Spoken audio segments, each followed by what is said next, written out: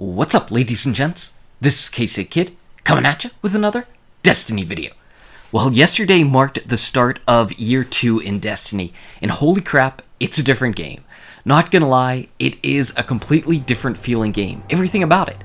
So what I want to do is just take a little tour of the tower, just to show off some of the new things, because even players that have played for a year are gonna be like, wow, I've got a lot of new stuff to kind of figure out. So what I'm doing is just going to any vendors I see and notice if there's anything different. Here in the Postmaster, nothing. But I am going to go ahead and check out the vault, and it looks like we do have our expanded vault space already in play. And you can see I do have 2 extra spaces here, and it doesn't look like I can actually swap to the next page. I guess not until I fill up one page can I move to the next one. And it looks like with a quick swipe of R1 or L1, I can go ahead and move over to my armor and items. And it looks like I am going to have a whole lot of extra space in there for everything except for weapons. I'm going to run out of weapon space really quickly. Really going to need to figure out what to delete and what to go ahead and keep. But for right now, I'm keeping everything. Nothing new in the Cryptarch except for you can see that there are legendary marks up there noted, and we're going to need them, though we still do have the Vanguard and Crucible marks to start. The gunsmith's reputation bar is in play, but he doesn't exactly have anything else for us to do yet. Not yet, but soon. Over at the Vanguard Quartermaster, we were promised that we'd be able to swap our old armor materials, the Hadronic Essences, Sapphire Wires, Plasteel Plating, but that's not in play just yet. That's going to come around on the 15th. But if you have dismantled anything of blue quality or greater, you've probably already received a few of the new generic armor materials. And when you go over and talk to the Dead Orbit guy, he's like, hey guy, you want to pledge allegiance to us? It's really nice. We're all black and everything, and it's really cool. We have cool shaders. And I'm like, hold on. I want to see what the other pitches are from the other factions. But if you do decide to go ahead and pledge Dead Orbit, you go ahead and click it right there, and you can still go through and look at all of the gear that he has. One of the most important things, though, is you basically can bump up your reputation from Dead Orbit through all of this stuff at the bottom. If you want to turn in your motes of light, or weapon parts, or armor materials, whatever it is, you can use that to go ahead and bump up your Dead Orbit reputation. I definitely am going to need to bump up my reputation on characters, because there's been hints of exotic quest lines through the factions, but they say you need to be 25, level 25. I am way off, because I never really bothered with any of these things because I was never going to wear the materials or armor pieces from that. Now I'm really kicking myself. Same thing over here with the Future War Cult. It's the same thing. When you go ahead over, you talk to them, they're like, come on, Future War Cult, we look like rainbows. And the new Monarchy guy, he's over here, he's like, you like red? You like red and white? We got all the red and white for you. But definitely going to level some of these things up. Can't wait to try them out, and the new armor materials whenever they come out. Over here we can go ahead and check out all the new emblems that are in play. There are a lot more. They all look pretty neat. Little light, that looks like a fun emblem. Little light, poor Dinklebot. R.I.P. Dinklebot. And what about the Nolan Northbot? What are your opinions on that? I'm having mixed reviews. Check out some of these new shaders over here, and this looks pretty sharp, nice and blue. That is really blue. I don't have any blue shaders like that. And this one, Blue Marble, is green. Well, that just totally makes sense.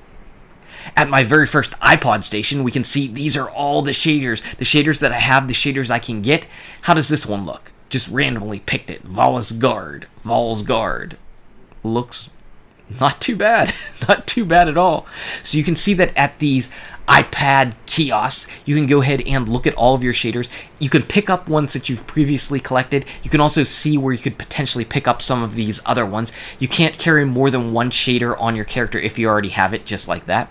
And as quick hop over to the left, we can actually see we're at the emblem kiosk. Same type of thing. You can look at all the different emblems, and you can actually see at the top, you can scroll through previous collections with the R1 or L1 buttons just to see some of the other things. There actually are emblems related to the different character subclasses. That's pretty interesting.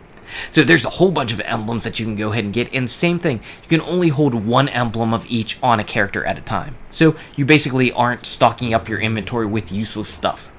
Over at the speaker, he still has the same exchange materials, but he's got ghost shells, and ghost shells are actually worthwhile. Right now I have my junky old Dinklebot. It's still going to be my Dinklebot. since it's the early one that I got from the game. But these ones have big time defense increase as opposed to the 3 that I have right now. And it looks like I'm going to be picking one that's 170 since that's max right now. 170 is definitely going to be the one I pick. Actually, 180. Oh, but I can't even level up high enough to get the 181 just yet. So we're going to go ahead and pick one of these 170 shells, and I think I'm going to go with the one that is just straight out discipline. So we'll go ahead and purchase that, and that's going to help me actually level up my light. Whenever I buy that and put it on, you can see right now I have 152 light. When I swap that over now, boom, I'm up to 167. Over in the middle of the tower again at the bounty tracker, we can see all of the new bounties that are happening. And Bungie's goal was to make these bounties doable in a day, and I think they succeeded. Things like kill 50 Cabal or kill enemies with an arc weapon, just things that you're going to be doing normally. So pretty much easy to go ahead and complete. So that's a real nice thing. Over where the Crucible guys are, the Quartermaster looks pretty much the same as before, though the Sparrow looks really green and yellow. Green and yellow. Is this a new Sparrow? Are these new Sparrows, or have I never actually gone down to check these out? Somebody let me know. Over at the other side with Lord Shax, he's going to be holding new bounties for you as well, but he doesn't have them just yet. It's just some other standard Crucible gear, though of course swapped around to be the new attack and defense levels that we had before. Down here in the Vanguard Hall, there's actually a kiosk that I didn't know. It kind of took me by surprise. It was abandon quests, and I'm like, I didn't abandon any quests. But actually, this is what's going to help you go through some of your old quests, get some new items, including the Stranger's Rifle. Make sure you go through the story and get the new Stranger's Rifle. On the wall, we're going to be checking out 2 more iPad kiosks, and the first one, the Exotic Armor Blueprints. This is what I've been waiting for, and it looks kind of empty, but that's because you only see the Exotic Armor Blueprints for your specific class, so I'm only getting to see any of the Warlock things. And you can see that there's not a whole lot of armor pieces that ended up carrying over to Year 2, which is slightly disappointing. Mainly because there's the gauntlets here, the claws of Amkara, but they're not the nothing manacles, which I really like. That's a shame. So we can see the new infusion bubble to help level these things up by sacrificing the required materials. Also, right above infusion is the new intrinsic perk, and that happens on all your exotic armor pieces. No longer do you have to level the thing up to get what's special about those, you get them right out of the gate. And I think that makes a whole lot of sense. And what Bungie did, they weren't done there. Not only did they add new perks, they also changed up the intrinsic abilities for some of these pieces. For instance, Heart of Praxic Fire, did you see? Whenever you are wearing this and pop your Radiance, you gain an increase in agility. That's pretty nice, unexpected and nice. And this actually happens on a lot of different pieces, but I don't want to spoil all of it. I'm not going to show the other classes, really not going to talk about a lot of these other ones. Don't want to spoil it. You can go ahead and check some of those out on your own. Some of those are pretty cool. There are some pretty new, interesting things. And also, some of the new armor perks, like on the Heart of Praxic Fire, if you're a solar class, so basically if you're the Sunsinger, and you're wearing the Heart of Praxic Fire, you gain an increase in armor, or you could choose to have Void attacks deal less damage to you. All pretty interesting things. Over here you can see all of the other gear that didn't make it over to Year 2 just yet. And that's actually on the separate tab whenever we go ahead and hit the L1 or R1 button over on the top of the screen. Right now I'm just looking at the Obsidian Mind. As soon as I get out of there, you can go ahead and click over. Come on, guy. There you go. And these are all the other Warlock pieces that didn't make it over just yet. Not just yet. A quick hop to the left, though, is our last kiosk. It is the Exotic Weapon Blueprint, and this looks a bit more fleshed out. Though, of course, we're still missing a lot of fan favorites, It's gonna be rough for some people. We get the truth. We don't get the Yalahorn. Not yet. You gotta say goodbye to the Yalahorn. And honestly, I'm okay with it, but whenever I look and I see all these exotics and I don't see some of my favorites there, it stinks a little bit. Yeah, it does stink a little bit. I mean, I can understand people being a little bit upset with that, but at the same time, I look at all of the spaces that are not filled in, all of the unknowns, and who knows, maybe I'm going to love one of the ones there even more.